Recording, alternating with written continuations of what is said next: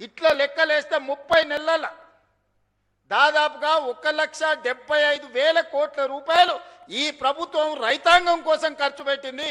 సరాసరి ప్రతి నెల 6,000 కోట్ల రూపాయలు రైతుల కోసం మేం ఖర్చు పెడితే మీరు 2,500 కోట్ల రూపాయలు కూడా ఖర్చు పెట్టలేదు.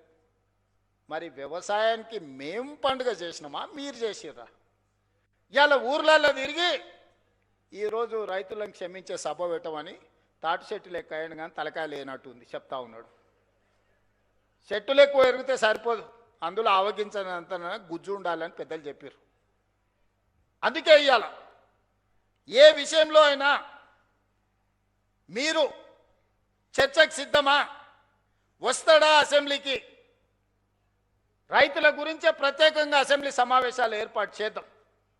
10 సంవత్సరాలు మీరు చేసింది ఏంది రైతుల కోసం, 10 సంవత్సరాలు మేము చేసింది ఏందో ఈరోజు ఆలోచన చేద్దాం.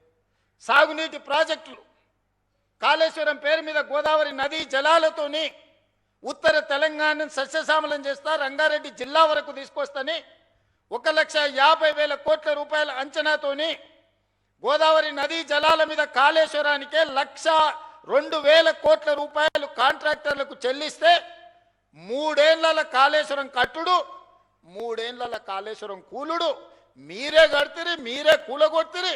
1,00,000 కోట్ల రూపాయలు గోదావరిలో కలిసిపోయి కాళేశ్వరం కాస్త కూలేశ్వరమైంది. అంతకుముందు ఏ ఊర్లో ఎవరు కష్టపడి ఒడ్లు పండించుకున్నా, ఏ ఊర్లో ఎవరు మక్కలు పండించుకున్నా, ఏ ఊర్లో ఎవరు జొన్నలు పండించుకున్నా, ఏ ఊర్లో ఎవరు సద్దలు పండించుకున్నా, ఏది పండించుకున్న కాళేశ్వరం నీళ్ళతోనే ఈ పంటలు పండినాయి అన్నారు. మరి 3 ఏళ్లలో మేము సుక్క నీరు తీసుకోలేదు, కుప్ప కూలిపోయింది కాళేశ్వరం. సంవత్సరానికి కేవలం ఒడ్ల గురించే నేను చెప్పదలుచుకున్నా, 2,88,00,000 మెట్రిక్ టన్నుల ఒడ్లు పండించి తెలంగాణ రైతాంగం తమ రక్తాన్ని చెమటగా మార్చి దేశంలోనే తెలంగాణ రాష్ట్రాన్ని నెంబర్ 1గా నిలబెట్టింది తెలంగాణ రైతాంగం కాదా? మా రైతు సోదరులు కష్టపడి రక్తాన్ని చెమటగా మార్చి పండించిన ఒడ్లు కాళేశ్వరం నీళ్లతో పండించిరని కథలు చెప్తావు కదా చంద్రశేఖరరావు గారు. ఈ కాశీ మజిలీ కథలు ఎన్ని రోజులు చెప్తారు మీరు? ఎన్నిసార్లు మోసం చేస్తారు? అందరినీ అన్నిసార్లు ఎల్లకాలం మోసం చేయలేరు చంద్రశేఖరరావు గారు. అందుకే ప్రజలు ఆలోచన చేసిర్రు, 10 ఏళ్ళ అవకాశం ఇచ్చిర్రు, చెప్పిందల్లా నమ్మిర్రు. హరికథ చెప్పు, బుర్రకథ చెప్పు, ఏ కథ చెప్తే ఆ కథ నమ్మిర్రు. ఏదో చేస్తాడేమో చూద్దాం పెద్ద మనిషి అని.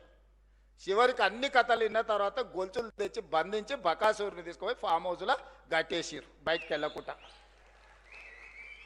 ఇక నిన్న మన పిల్ల రాక్షసులు బయలుదేరి వస్తాడు ఇక చంద్రశేఖరరావు రావాలని కోరుకుంటురని.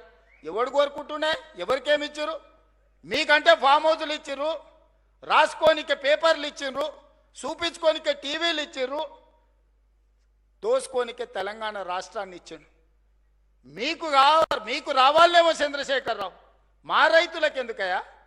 రైతు రుణమాఫీ చేయలేదు, 1,00,000 రూపాయలని 4 విడతలని అసలు లేదు, మిత్తి లేదు. చేతిలో అప్పు, చేతిలో సిప్ప, నెత్తి మీద అప్పు మిగిలిచ్చిపోయిండు. 2 సార్లు 1,00,000 రూపాయలు రుణమాఫీ అని చేసిండా? డబుల్ బెడ్రూమ్ అన్నాడు ఇచ్చిండా? దళితుల 3 ఎకరాల భూమి అన్నాడు ఇచ్చిండా? ఇంటికో ఉద్యోగం అన్నాడు ఇచ్చిండా? 1 కోటి ఎకరాలకు నీళ్ళు ఇస్తా అన్నాడు పారిచ్చిండా? ఏం చేసిండా నేను అడుగుతున్నాను మళ్ళా రానికి? ఒక్కటి చేసిండా? ప్రతిపక్షాలు మా జోలి ఉన్నాడు ఫోన్లలో అంటే హార్టికల్చర్, అగ్రికల్చర్, ప్రాన్ కల్చర్ అన్ని కల్చర్లను సర్వనాశనం చేసాడు. ఓన్లీ తాగుడు కల్చర్ తెచ్చిపెట్టిండు మనకు. సందుల బెల్ట్ షాపులు, బుడ్డీ షాపులు తెచ్చిపెట్టిండు. ఆయల్లో మనం రైతు బజార్లు తెలిస్తే ఇవాళ బెల్ట్ బజార్లు తీసుకొచ్చి సందుల 7వ తరగతి చదివేటోని కూడా చేతులు బుడ్డి చేతులు పట్టించాడు. ఆయన సాధించిన ఘన విజయం. ఆయన దేనికన్నా బ్రాండ్ అంబాసిడర్ అంటే ఇగో దీనికే బ్రాండ్ అంబాసిడర్. వెనకటికి గింత ఉండే నాయన తాగుడు. మీరు చెప్పురు సోదరులారా, ఇవాళ 4 ఇండ్లకు బెల్ట్ షాప్ వచ్చేసింది. ఒక కిరాణం కొట్టాయని 4 ఇండ్లకు, ఈ 4 ఇండ్లు నావే, నేనే సప్లై చేస్తాను కాడికి వచ్చిన ఊర్లలో. మా అక్కలు తలకాయ కొట్టుకుంటారు, ఇంటి ఆయన గట్లున్నాడంటే వీడు కూడా గిట్ట తయారైనాయండి ఆ పిల్లగాడని. సాయంత్రం 6 కాకముందే గోడలు పట్టుకొని నడుస్తారు 12-16 ఏళ్ళ పిల్లలు. మా అక్కలకు గోస తెలవాలి. ఇంటాయన ఎట్లో అట్లా మోస్తే ఇంకేముందో నా జీవితం అంటే ఇట్లా అయిపోయింది, కానీ నా కొడుకన్నా మంచోడు అవుతాడు చదువుకుంటాడంటే పిల్లలను కూడా తాగుబోతులను తయారు చేసాడు చంద్రశేఖరరావును చూసి. ఇవాళ ఆయన వచ్చి ఇంకా ఆయన రావాలి బయటికి, ఆయన కోసం ప్రజలంతా ఉర్రూతలు ఊతుర్రు, ఇక అయ్యగారి కోసం ప్రార్థనలు చేస్తున్నారు అని చెప్తున్నారు వీళ్ళిద్దరు పిల్ల రాక్షసులు గల్లి గల్లీలో తిరిగి. ఇవాళ మీరు ఆలోచన చేయరు, 10 ఏళ్ళకే బీఆర్ఎస్ పాలన, 12 ఏళ్ళ నరేంద్ర మోడీ పాలన, 2.5 ఏళ్ళ మా పాలన మీద చర్చ పెడదాం. ప్రతి పేదోడి ఖాతాలో 15 లక్షల రూపాయలు వేస్తానన్నాడు నరేంద్ర మోడీ గారు. ఎవరి ఖాతాలు వేసిండో లెక్కలు చూపారు మీరు. ఒక్కరి ఖాతాలో మోడీ 15 లక్షలు వేసిండా? రైతుల ఆదాయం 2 చేస్తా అన్నాడు, వచ్చిందా? సంవత్సరానికి 2 కోట్ల ఉద్యోగాలు అన్నాడు, 12 ఏళ్ళు అయింది, 24 కోట్ల ఉద్యోగాలు రావాలి, వచ్చినాయా? ఇద్దరికి ఇచ్చిండా, బండి సంజయ్కి, కిషన్ రెడ్డికి. ఇంకెవరికన్నా నౌకరు ఇచ్చిండా తెలంగాణలో? చిల్లి గవర్నర్ని ఇచ్చిండా? గల్లీలో మోరీ తీసే ఎన్నికలు ఉంటే వార్డు మెంబర్ ఉంటే మోడీ వస్తాడు అంటారు, కౌన్సిలర్ ఉంటే మోడీ అనట, సర్పంచ్ ఉంటే మోడీ అనట. మోడీ వచ్చి మోరీ తీస్తాడే?